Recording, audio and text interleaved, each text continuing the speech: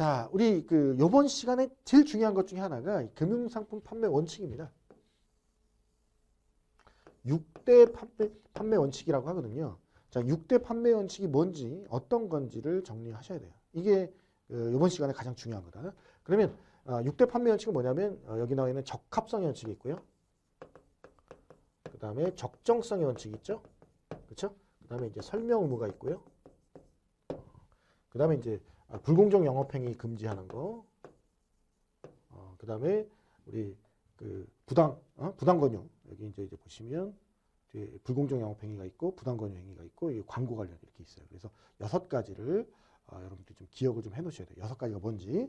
그러니까 적합성, 적정성, 설명 의무, 불공정 영업행위, 부당 권유, 그다음 광고. 이렇게 6가지가 이제 6대 판매 원칙인데, 자, 일단 적합성 원칙은 이래요. 우리 보통 이제 우리 뭐 금융 투자 상품이나 이쪽 관련한 자격증에 가면 좀 더 구체적으로 배우는데, 우리 KYC라고 해서 Know Your Customer를 너의 고객 알기라고 하는 거거든요. 그래서 일단 첫 번째는 이제 뭐냐면 첫 번째는 권유를 희망하느냐, 투자 권유를 희망하느니 하니 아니면 원치 않니, 2가지 중에 고르는 거예요. 그러면 만약에 투자 권유를 원치 않는다 그러면 끝.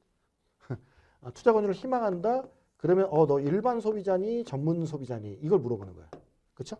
그러면 일반 소비자니 전문 금융 소비자니 이걸 물어봐서 전문 금융 소비자면 넌 전문가니까 알아서 해 이거고요. 일반 금융 소비자면 이제 계속 가는 거야. 계속 가서 일반 금융 소비자다 그러면 이 사람의 정보를 확인하는 거죠. 정보를 파악해요. 그다음에 이 정보에 대해서 이 고객한테 확인을 받고 제공까지 해주는 거죠. 이게 Know Your Customer의 순서래요. 3, 4, 5 이렇게 되는 건데, 그럼 이제 여기서 이제 봤을 때 이 적합성의 원칙은요, 투자 권유를 희망해서 권유를 할 때 얘기거든요. 그때 누구한테? 일반 금융 소비자들의 정보를 파악해서 이 사람의 정보가 어떤 건지 이걸 파악을 해서 이 일반 금융 소비자의 뭐 재산 상황부터 투자 목적부터 여러 가지 이제 봤을 때 이 상품이 권유하고자 하는 상품이 부적합한 상품이야. 그러면 권유하면 안 되는 거죠. 그러니까 적합성의 원칙은 뭐하고 관련돼 있어? 권유와 관련돼 있다. 권유. 투자 권유를 하면 안 된다. 그러면 이 적합성의 원칙은요, 모든 유형의 금융상품에 적용이 된다라고 하는 겁니다. 모든 유형의 금융상품에 적용이 된다. 그럼 이제 우리 바로 뒤에 적정성의 원칙이 나오는데, 뒤에 나오는 이제 적정성의 원칙은요, 고난도 금융상품이나 파생상품이나 이런 쪽에만 해당이 되는 거예요. 그래서 좀 다르죠, 그렇죠? 그래서 이 뒤에 나오게 될 적정성이나 지금 여기 있는 적합성이나 어떤 걸 이제 보는 거냐면, 예를 들면 이제 보장성이나 투자성 상품 같은 경우는 거래 목적, 위험 감수 능력, 거래 성향에 해당 금융상품이 부합하느냐, 그렇죠? 투자성 상품 같은 경우는 과거에 뭐 이 상품을 취득 처분한 경험이 있느냐, 그다음에 이제 설명하면 원래 상품 자체가 어려우니까 이해할 수 있는 능력이 있느냐, 그렇죠? 이런 것들 이제 보는 거고요. 대출성 상품은 원리금 상환 능력이 이제 부족하냐 아니냐, 그렇죠? 그런 것들을 이제 주로 살펴본다라고 하는 겁니다. 그래서 밑에보다는 이제 위에 쪽 위주로 이제 보시고요. 자, 적정성의 원칙은요, 권유가 없더라도 일반 금융 소비자가 지가 알아서 자발적으로 구매하려는 상품이, 이 상품이 말이죠, 이게 파생 상품이나 고난도 상품을 얘기하는 거예요. 그렇죠? 그래서 해당 소비자의 재산 상황 등에 비추어서 요거는 적정하지 않을 때, 적정하지 않을 경우에 그 경우에 얘는 권유하고 관련이 없습니다. 그래서 그럼 그 소비자의 정보를 파악해. 정보를 파악을 해서 네 뭐 정보는 이러이러하니까 이건 너한테 적정하지 않다라고 알려주고 고객한테 확인받는 거야.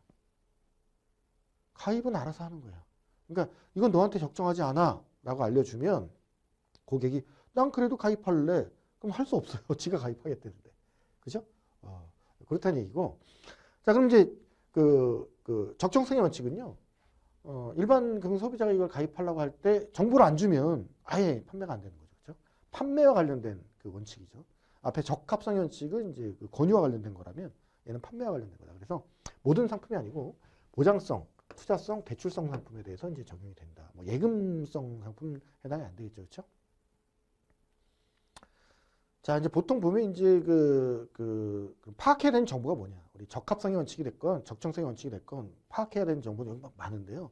보장성, 투자성, 대출성에 따라서 이렇게 있잖아요. 우리 이거 다 들여다보면 좀 어렵고요. 그냥 이런 게 있구나 보고 그러면 이제 뭘 봐야 되느냐? 제목 위주로 거래 목적, 그죠? 재산 상황, 그 다음에 그 상품을 취득하거나 처분한 경험이 있느냐, 이런 것들 이제 보는 거죠. 그렇죠? 투자 경험이 있느냐, 뭐 이런 것들이에요. 그래서 거래 목적, 재산 상황, 상품 취득 처분 경험, 이런 것들이 있다. 그래서 이렇게 제목 위주로 좀 보시면 될 것 같고요. 자, 세 번째가 설명 의무입니다. 설명 의무도 일반 금융 소비자 대상이죠. 일반 금융 소비자가 반드시 알아야 될 상품의 주요 내용을 설명해야 되는 거죠. 그래서 설명 의무도 뭐야? 모든 금융 상품에 적용이 된다. 그렇죠? 그래서 앞에 적합성 원칙도 모든 금융 상품이고 설명 의무도 모든 금융 상품입니다. 자, 그런데 이 상품의 주요 사항을 모두 설명하려고 그러니까 고객이 귀찮아요. 다 듣고 있기가 싫어요. 내가 알고 싶은 것만 알려줘. 그러니까 특정 사항을 딱 집어서 그것만 설명해 주세요 라고 얘기하면 그렇게 해당 사항만 할 수 있죠. 그러니까 주요 내용이 뭐 1부터 10까지 있는데 나는 5부분, 요 부분만 알려줘. 그러면 그것만 할 수도 있는 거예요. 그렇죠? 자, 그 다음에 이 설명을 할 때는요. 그냥 설명하는 게 아니라 이 상품 설명서가 있거든요. 설명서라든가 금융상품 자문서 등이 있어요. 그러면 그 설명서 등을 일반 소비자한테 제공을 해야 되죠. 그렇죠? 제공하고 그 관련된 내용을 설명하고요.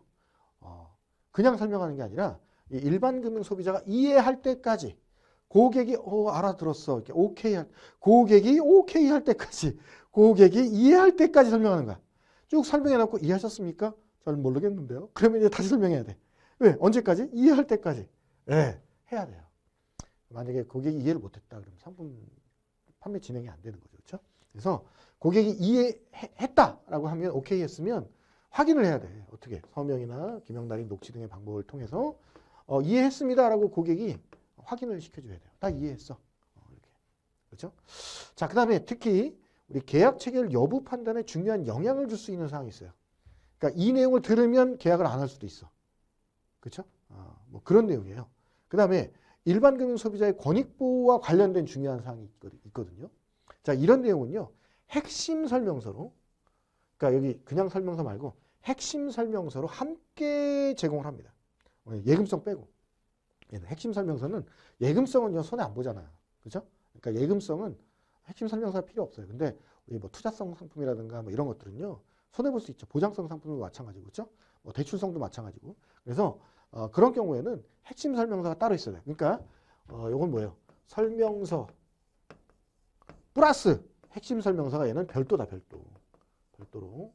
얘는 좀 중요하니까 핵심 설명서로 만들어서 함께 제공을 해야 된다라고 하는 거 알아두시면 좋겠습니다. 자, 그러면 설명서나 핵심 설명서, 금융상품 자문서를 작성할 때 갖춰야 되는 요건들이 있죠. 그러니까 첫 번째는 금융상품 직접 판매업자, 우리 앞에 직접 판매업자가 누군지 봤죠. 그렇죠? 작성을 해야 되고요. 자, 두 번째는 금융소비자가요. 설명서를 읽으면 이해할 수 있어야 돼. 그러니까 소비자가 쉽게 이해할 수 있도록 알기 쉬운 용어를 써야 돼. 그러니까 요즘에는 이제 그 설명서 내용들이 이제 많이 바뀌었죠. 그렇죠? 좀 용어가 옛날에는 한자로 굉장히 어렵게 표현이 됐는데 최근에는 좀 그게 이제 많이 바뀌는 추세예요. 그래서 알기 쉬운 용어를 쓰고요. 그다음에 일반 금융 소비자의 이익에 중요한 영향을 줄 수 있는 사항으로 소비자가 선택해야 될 계약 조건이 있죠. 그렇죠? 그런 경우는 선택할 수 있는 항목들 여러 개 있을 거 아니에요. 비교가 쉽도록 관련 정보를 좀 제공을 해야 되고요. 그다음에 이제 중요한 내용은 부호라든가 색채라든가 굵고 큰 글자 등으로 명확하게 표시를 해야 돼요. 지금 보면 저도 이제 화면에 보면 중요한 부분은 지금 노란색으로 지금 해놨잖아요. 그렇죠? 제가 중요하지 않은데 노란색으로 해놓진 않았을 거 아니에요.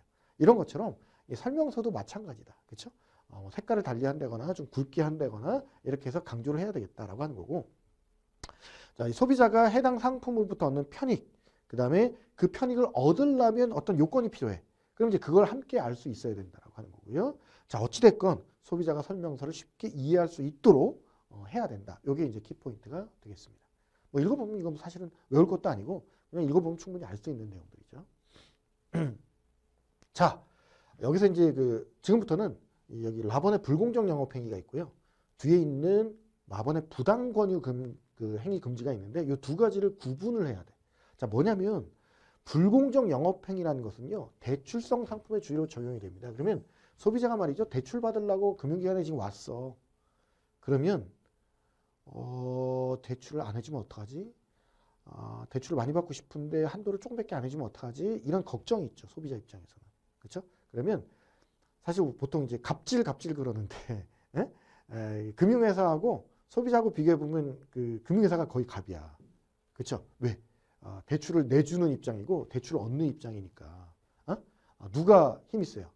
금융회사야 당연히. 그래서 금융회사가 기본적으로 우월적 지위를 이용을 해서 소비자의 권익을 침해하느냐 이게 관건이죠. 불공정 영업행위는 뭐야? 대출 상품에 있어서 그 금융회사의 우월적 지위를 이용하느냐가 관건이다. 그렇죠? 자, 그러면 이제 보시면 대출성 상품에 가입할 건데 이런 거죠. 대출 가입하시면 좀 갚으셔야 되잖아요. 그렇죠? 그럼 이제 그 원리금 상환하실 그 자금을 좀 마련해야 되니까 기본 저축도 같이 하셔야죠. 그래서 저축 상품을 같이 내미는 거예요. 일종의 꺾기라고 하는 건데, 그렇죠? 뭐냐면 대출 계약을 하면서 다른 금융 상품 계약의 체결을 강요하는 거, 그렇죠? 대출하시면서 뭐 적금 하나 드세요. 대출하시면서 펀드 하나 가입하세요. 뭐 이런 거. 대출하시면서 보험 하나 가입하세요. 이런 거 안 된다, 그렇죠? 그다음에 이제 대출 상품 관련해서 부당하게 담보를 요구하거나 보증 요구하는 거 안 되고요. 그러니까 이거는 정당하면 돼요. 근데 부당하게 하면 안 된다는 거죠. 그다음에 이제 뭐 금융회사에서 편익을 요구하거나 제공받아도 안 되고요. 그다음에 이제 이게 상환 방식이 우리 앞쪽에서 이제 봤습니다만 뭐 만기일시 상환 방식, 원리금 변동분할 상환 방식, 뭐 원금 변동분할 상환 방식, 뭐 거치 관련해서 이런 것들 여러 가지 있었는데 원래는 내가 고를 수 있는데 고르지 않고 특정 상환 방식만 강요한다거나, 그렇죠? 이게 그 원래 정해진 게 그렇게 정해져 있으면 할 수 없어요. 그렇죠? 정책적으로 그러면 할 수 없는 거지만 원래 다른 걸 선택할 수도 있음에도 불구하고 그 상환 방식만 강요한다거나 그러면 안 되는 거죠. 그렇죠? 자, 그다음에 뭐 수수료, 위약금 그밖에 어떤 명목이든 중도 상환 수수료를 부과하는 행위는 이게 그 불공정 영업 행위입니다. 그런데 예외적으로 이게 3년 이내죠. 그래서 3년이 기준이에요. 그래서 3년 이내 중도 상환하면 중도 상환 수수료가 붙습니다. 그래서 3년 기준이다. 이렇게 좀 보시면 되겠고요. 자, 그다음에 우리 그 대출 상품 계약 관련해서 제3자의 연대 보증을 요구한다거나 뭐 이런 것들.